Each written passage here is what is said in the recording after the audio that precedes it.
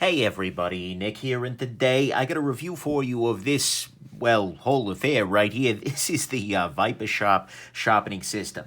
First off, though, in the name of full disclosure, this guy was provided to me as a review sample by the manufacturer. Sent it along, said he didn't want it back, so I'll do a charity-based donation thing for it at the end of it. But I want to thank very much ViperSharp for sending this guy along so I can take a look at it. He have some information there. But anyways, there you go. That's what's going on here. Size comparison. Here it is against a Spyderco Delica. So you can see this is a whole affair here. I mean, I'll just keep pushing, positioning the Delica on screen. I don't know how to do a size comparison for a sharpening thing. Although, actually, one thing I can certainly point out is take a couple of measurements of the stones themselves, because that is a useful thing. And one thing to note as I'm doing this, and as you see in these measurements come by, is that there were actually two sets of stones included right now with this particular kit that they sent along. One set is the diamond stones, coming in at 1 by 4 inches, and then another set of these ceramics, which are coming in at a much more svelte 0.75, probably by 4 inches again, so it fits in the thing again. Yeah, 0.75 by 4 inches or so. And so those are two very different sets. And I've used both of these sets now, and then it also comes with one leather strop sort of situation. But I've used both of these sets. I'll talk a little bit about both of them during the course of this, but you can also get this guy with a variety of different configurations. You can get with just the diamonds like you got on here. You can get it with just the ceramics. You can get it with all. I tend to probably recommend the diamonds, but anyways, so there you go. But let's go on ahead and talk about the good, the great, the bad, and the ugly of this very interesting little sharpening system. So on the good side, first off, the owner of the ViperSharp system is very, very nice. That's a weird thing to kind of highlight, but the thing is, he's been a solid guy. This is actually the person, oddly enough, who let me know that when I had the jackass claiming to be my assistant and soliciting products from makers, he's the guy who highlighted that to me, and so I'm going to be eternally grateful to it, to Mike for that. That was really, really kind of him. And so I got to give that credit. It is also a system that is made in the USA, which, is good. A lot of the sharpening system, well, certainly the KME is, but, that's a nice thing to see.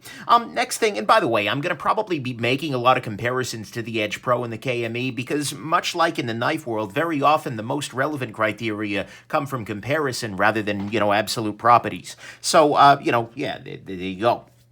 Next thing, a clamped system like this is nice. It has some serious benefits. I'll slide this guy out of the clamp here so you can see, but the advantage of using a clamped system is that you can basically just flip the knife over, but you set the angle by virtue of setting the height of this little stand here. You can raise and lower this guy. Whoops.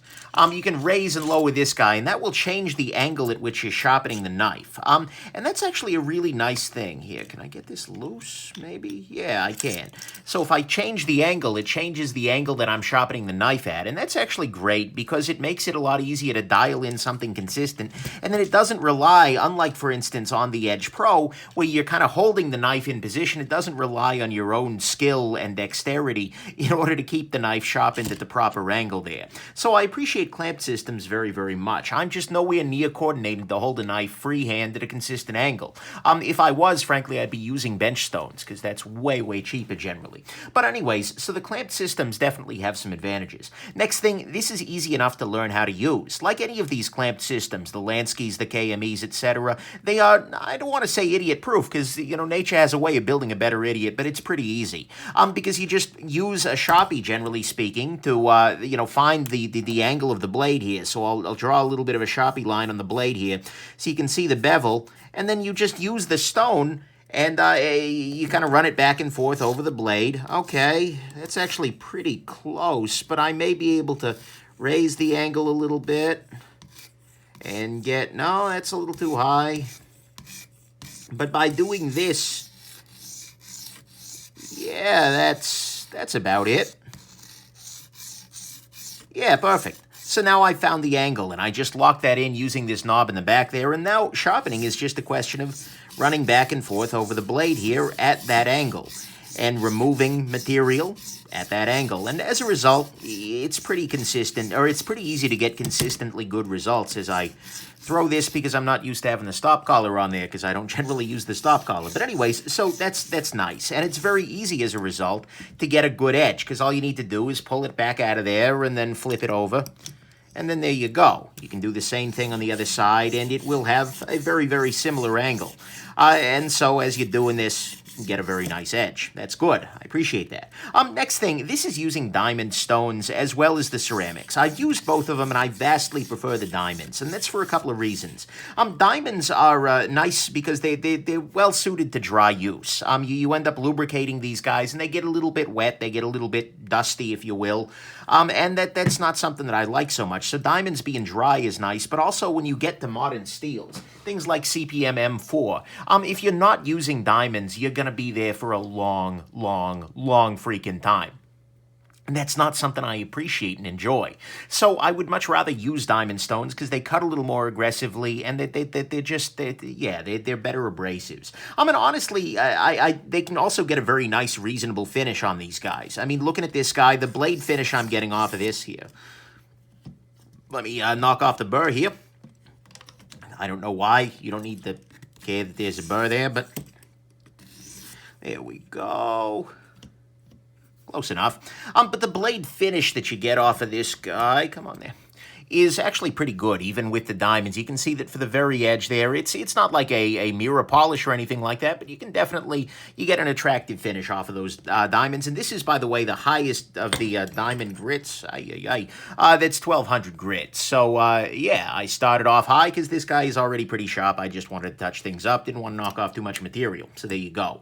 But you should really go diamond. Like I said, most modern super steels kind of demand diamonds at this point in time. And the other big deal is that they don't have thickness changing issues. A diamond stone, if it's well made, you just keep the diamonds right there on the surface. It's not going to gradually thin out, as is the case as you use a ceramic stone, where parts of it will be worn away. And when those get worn away, if the stones aren't exactly the same thickness, the angle you're sharpening at is not always going to be the same. And so that's a big thing. And frankly, there are very little downside. I mean, it costs a little more to go diamond, but they last a while. Go diamond. So there you go. Next thing, this does have a very secure base. Let me move things out of the way here. This is a big old freaking chunk of marble. And it is going to be much heavier than my scale can deal with. I mean, literally, it looks like he took a chunk of countertop and chopped it up, put a hole in it. But, you know, the base is very secure. It's very heavy, and it is included with the kit, which is nice, and a nice contrast to KME, who won't include the base. So there you go. And then finally, it does come with a nice case. It is actually just a generic pistol case. You can see here, this is the gun guard. Oh, ho, ho. But you know what? It's fine. It works well to hold the system in there, and I do prefer that to, for instance, the Edge Pro that had that rolly cloth case. So anyways, those are the good things to me, is that you get a very nice case with it, a very secure base. They offer the diamond stones, and they're actually pretty damn good, and you should probably be going diamond, but they're suitable for dry use. They cut easily, and they result in a reasonable surface finish at that 1,500 grit level. They are, this system, that is easy enough to learn and to use, and it's very easy to get a great edge, or at least I found it pretty easy, but I've used a clamp system before. It is made in the US of A and has a very, very nice owner who I gotta be grateful to in the past there. On the great side to me for this system, the ergonomics of using it are actually pretty nice. And the reason I say that is I do like this ball thing on the top here, because it just gives you a little bit more control. It keeps you away. The KME system by default has a little knob down here that you grip onto here. And that's sort of, or you can grab the wood on the top, but that puts your fingers a lot closer to the blade as you're cutting there. I've not actually managed to cut myself yet with that, but the thing is, I know it's just a matter of time. Let's be real here. And so, as a result, I'm pretty happy that they've gone with this knob model, because it really does feel a little bit nicer. And the heavier stones as well, both the heavier diamonds and the heavier carrier, just make it a little bit easier to apply well, very little pressure. And so to me at least, that's what's great about this system is the ergonomics, using the ball and everything, just do feel a little bit better than, for instance, the KME, the Lansky sorts of systems. So that's very nice. Let's talk about what's bad. On the bad side, first off, I gotta say the price is not like super, oh my god, inspiring. It is $185 for the base kit. And then you can go up to a diamond-only set for $265. And I think that's really the sweet spot here, because diamonds are going to be a better choice for most people, like I've said. But that's something that actually the KME system does not offer. They don't have a diamond-only package, which I think is a little bit of a failing. But then if you want to get an equivalent set to what I've got here, that's $325, and that's a lot of money. That said, I don't tend to judge people who use, who charge a lot of money for sharpening systems because, well, think about it this way. If you are into the knife world in the same way that I am, you're going to have around very expensive knives. The Wii Eschaton, I have not sharpened this on the ViperSharp. Well, frankly, on anything. But still, this is, a very expensive freaking knife. Why not use a good, high-quality tool on your very expensive knives? A lot of people balk at it, but I really think you shouldn't. So that's not a big deal, but it is definitely a pricier system. This is not a budget option by any stretch. We'll come back to that a little bit later in terms of comparison. Next thing, the ceramic stones on this guy are actually relatively narrow, and especially compared to the diamond stones, this is actually a double-edged sword. I'm talking about this in the bad because I find it frustrating personally. But the thing is, when you have a narrower stone, it is much easier to accidentally go up on an edge, and especially with the ceramic stones, when you do that, it's possible to chip the corners off of there, and you can see a little tiny bit of corner chipping already. Although I wasn't paying close attention to whether that was a factor ahead of time or not. But anyways, when you go up on the edge, not only are you only cutting with one edge, but it's very easy to overly... And so I do like the bigger, flatter stones, which are more likely to lay down flat across a blade, as this guy has right here. So that's part of the other reason I like the diamonds a little bit better. Next thing, I gotta say, on the bad side, this is remarkably similar to the KME approach, which predated it by a few years. I mean, it's definitely different in a number of ways. But the thing is, I gotta be honest, they're not super compelling differences. They're using a different clamp approach, but in some ways I don't like this clamp as much. I mean, so there are a lot of similarities here, but none of the differences between them are like just, oh my god, yeah, this is way better. So I don't know, they're a newcomer to the market, but it's pretty clear that they've been taking inspiration from the Lanskys, the KMEs, whatnot of the world. And this does make it very easy to move from one to the other, but I don't freaking know about that. Anyways, next thing. One thing that really bothered me is that because this guy is fixed to the base when I'm able to get this screw into position here, and that's just because I'm not terribly skilled on the camera, but anyways, when this is screwed into the base, it's actually very difficult to get a very close look at the blade. You basically have to pull the blade up out of this guy, because to detach the blade, you slide it this direction, and then you can do something like this, whereas on the KME, I find it very easy because you can just lift the handle right off the base to do that very quickly, in just a matter of seconds, kind of almost between strokes, to get a closer look at what you're doing on the blade there. Having this guy fixed to the base or rattling around inside the base if you don't fix it was not something I very much appreciated. So there you go. Next thing, I gotta say, speaking of that blade flip process, it's a lot less straightforward. The KME has a spring-based system. This guy, you have to pull it back out and then slide it back in. And there is actually a fair amount of up and down play in this process. Once it's seated in here, this rattles around with a pretty substantial margin, and that's not something I loved. I think it's gonna be okay because most of the time when you've got the stone on there, it's going to be pressed to the bottom of its range. But as a result, this rattling just makes me wonder, I don't know. There are already angle and consistency issues, but it doesn't really bring me a lot of joy. I like the approach of just being able to spring flip it around just by twisting the blade, basically. Next thing, this is very, very dependent on clamp positioning, and this is not unique to the ViperSharp, by the way. This is the same thing with Lansky, with KME, with pretty much anything. It's a clamped system. It's not the case that, so it is the case that the back of this guy has little gradations here that you could, in theory, mark to show off, where exactly what angle you were using. But depending on where you put your clamp, the angle is going to be very different. So don't look at this as a system where, okay, I'll just do it at 15 degrees or something like that. No. If you're going to do that, you need to either use the Sharpie trick that I showed you at the start of this review, or you use an angle cube so that you can figure out exactly what angle you were coming in in at as you were doing that sharpening, and then maybe, you know, take a picture of where you put it on the blade or something like that. The Sharpie trick makes it okay, but it's a little bit of an issue there. Next thing, the strop on this guy. This comes with a strop. The thing is, this actually shipped without any strop compound or anything like that. And although just a piece of leather can work well, I tend to prefer to put a little bit of some kind of compound onto this strop, like a little bit of CBN, cubic boron nitride, a diamond, a spray, or something like that. If this had shipped loaded with something, you know, like a 3 micron or something, that would make a lot more sense. But just shipping a leather strop, maybe they're assuming that everybody's going to have some compound around, but I don't know that that's a great assumption. So I wish that they'd at least shipped a little packet of some kind of strop compound to go with it there. Next thing, unfortunately, this system has a number of missing elements relative to some of the other ones. For instance, there is no way to adjust, at least that I've figured out, to adjust for wear in the stones. What I mentioned earlier, that as you use these stones more and more, and particularly if you use some stones more than you use other ones. For instance, if you're always using the high grit stones, but you're only seldom using the really low grit, what is this, 10? 40? 10 grit. 10 grit would just be like you hit the blade with a freaking brick. Anyways, I digress. But if you use one stone more often than the other, it's very often the case that stones will start to thin out. On the Edge Pro, there was an approach. You can use a drill stop collet to compensate for the change in thickness of the stones. The KME has a stone wear leveling adapter thing, but this guy doesn't, to the best of my knowledge. I didn't see any mention of it, and that means that after a while, as you use your stones more and more, you're going to get different angles with each stone, and so you're going to end up with sort of a multifaceted edge, with each facet reflecting a different stone.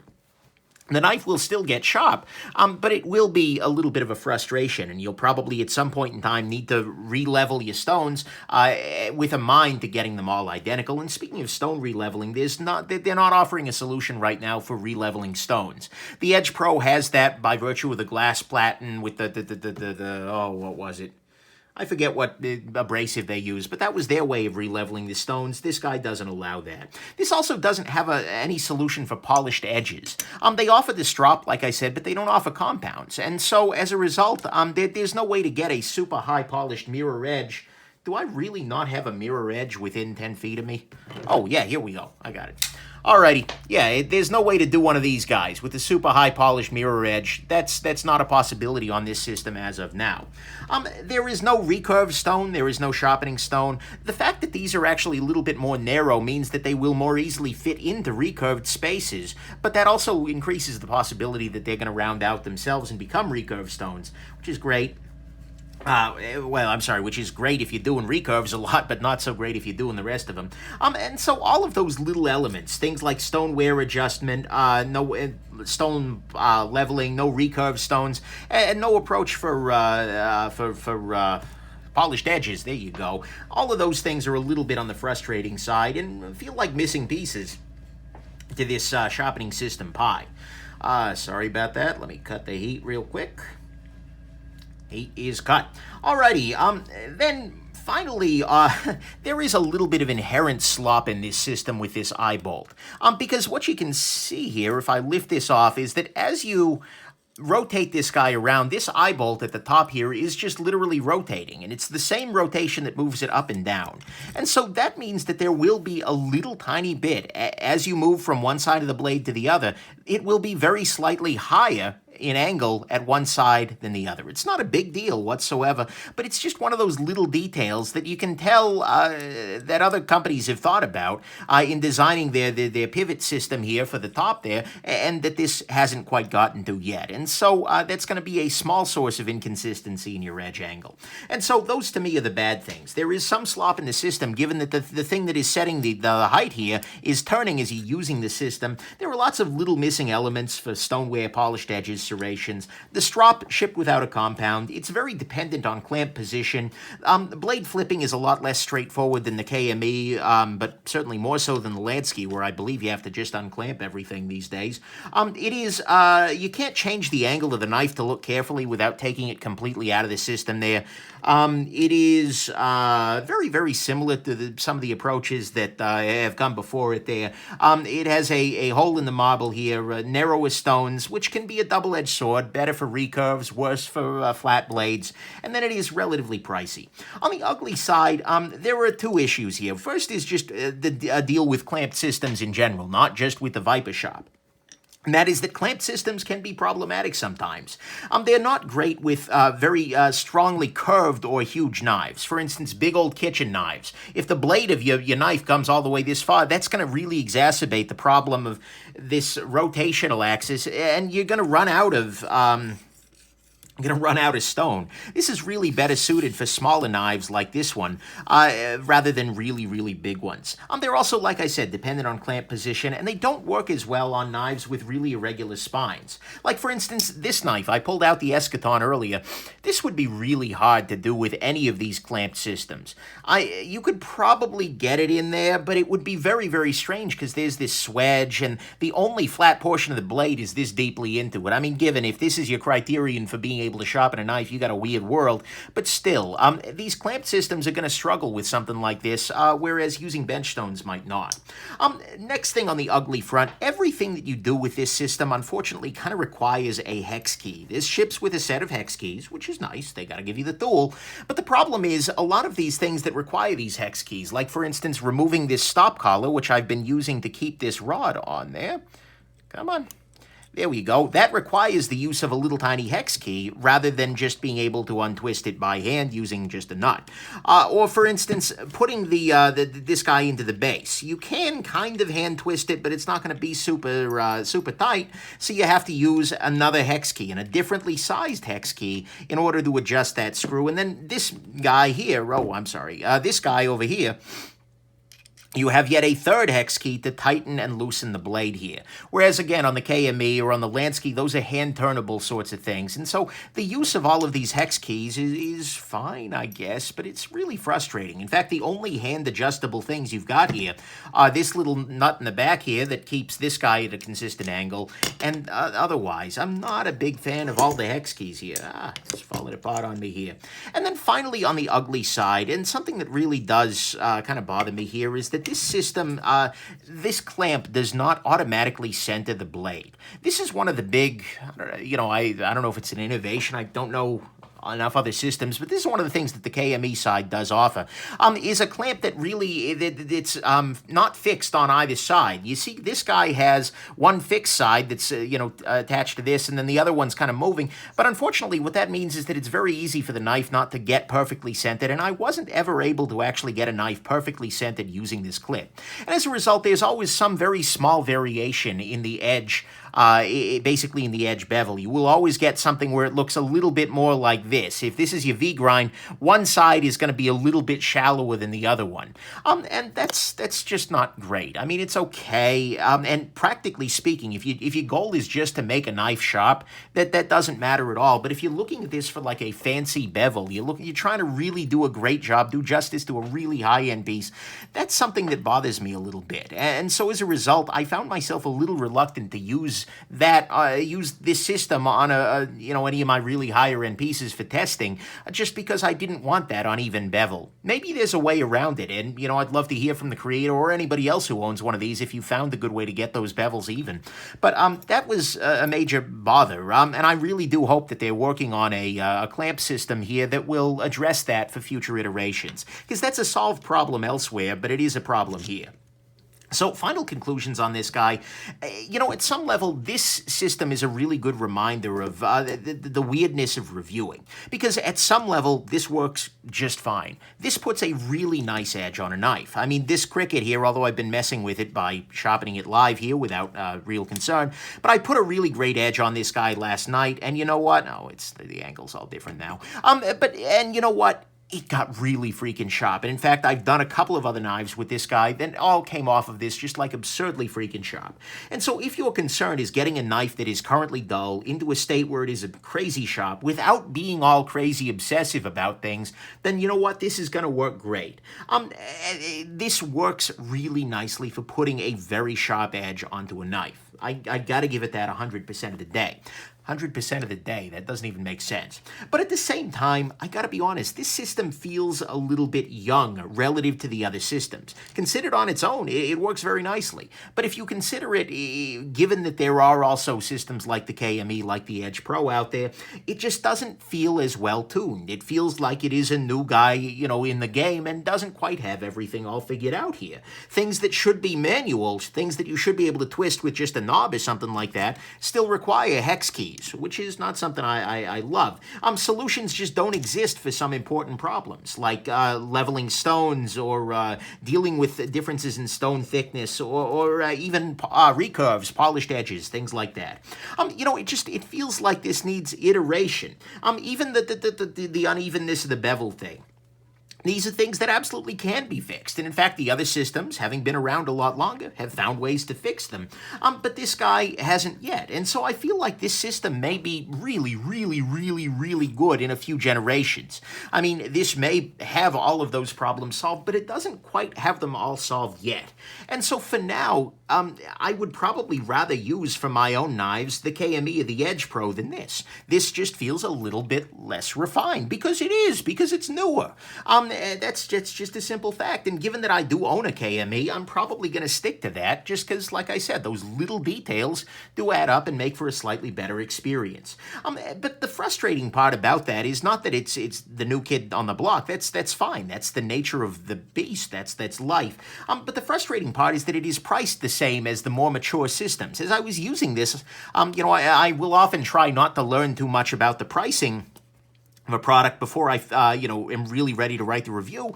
I kept hoping, I'm thinking I'm hoping this is going to come in a little bit cheaper than the KMEs, than the Edge Pros, and provide a really nice budget option. But frustratingly, it's in the same price range. At the entry level, actually, frankly, at every level, you could buy one of the more mature systems for about the same price. It's $185, sorry, for the base ceramic kit on this guy. The KME equivalent with no base, mind you, KME, is $180, so $5 cheaper. And the equivalent Edge Pro there is a lot more expensive at $225. If you buy the full diamond and ceramic set, what you're seeing on the table right now, that's $325 from ViperSharp. But a very similar kit from KME is $299. That includes all the diamonds, all the ceramics, and the polishing strop. The Edge Pro equivalent is only $255, but it doesn't have any diamonds at all. You have to buy those separately. Really, the only place where this feels like a value is in the $265 diamonds only set. But that's because they're not a package deal anywhere else, and the diamonds really are a major improvement. So, like I said, I think that this is a nice system, but it needs a price point at which it really makes a lot of sense to go this route rather than some of the more established things. So it's kind of it's weird strangeness to review this guy. I do like the system. It does work very well, and if your concern here is putting a super sharp edge on a knife, this will do it, 100%. And you know what? If this were the only system that was out there, my knives would get along just fine. I'd have things would be a little less pleasant, but this would work very, very nicely. But it does have a lot of these problems that some of the other systems have solved, and until those problems are resolved, although it works, it's a little bit hard to send somebody here to pay about the same money for a slightly lesser system. So there you go. Great system in a lot of ways, but it's just suffering from comparison to competition. Hope this has been interesting to you, and that you have yourselves just an absolutely wonderful rest of your day. Bye now.